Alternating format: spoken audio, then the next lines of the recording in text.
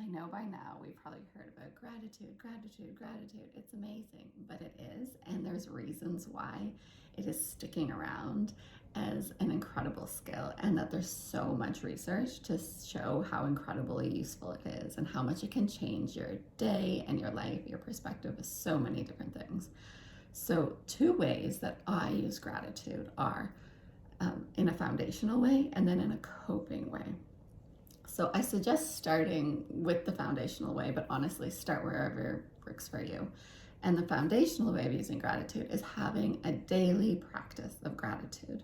So for me, it is in the evening, once we've gotten ready for bed, the kids and I, we cuddle up and we all talk about what we're grateful for. And it's really lovely. It helps to calm our nervous systems, connect us, and bring about that more abundant, warm, lovely mindset that gratitude naturally brings.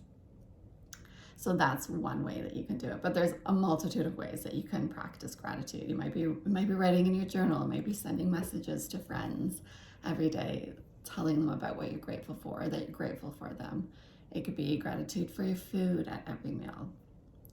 But then the second way, so that's the foundational, that's the everyday way that you use generally when you're in a calmer space, but it's more like structured, that you just do it. It's part of your routine. The second way is when you're needing to cope with some intensity, so intensity of emotion or a situation. I personally find that I gravitate towards using this as a coping strategy. In the nighttime, when I wake up and it's 2 a.m. and I'm awake for some reason and my mind starts thinking about things and blowing things out of proportion.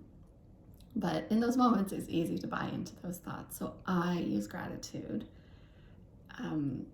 as a way to cope with like stress or anxiety, with that narrowing of perspective, and just general stress.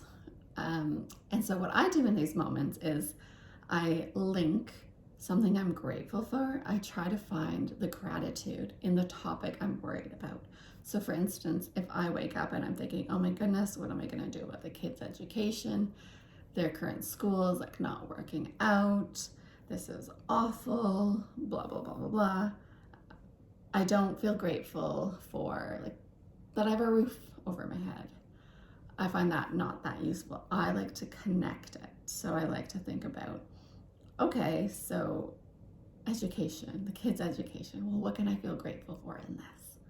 I'm so grateful for their slow entry into the education system. I am so grateful for the incredible early childhood educators that they grew to love over their early years. I am so grateful for all the outdoor learning that they have done in the past.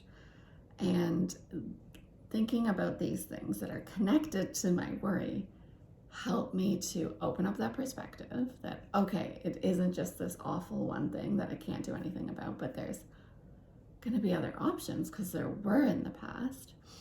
And it helps to calm my nervous system down, which again helps me open up my perspective. And all of these things help to just decrease the stress, decrease the overwhelm, and help me feel a bit more centered and balanced in my views. So I highly recommend gratitude for both a foundational skill, a practice that you do daily or almost daily that helps you ground into that more abundant mindset, that calmer nervous system, and also using gratitude as a coping strategy for those moments when things are feeling a bit too big.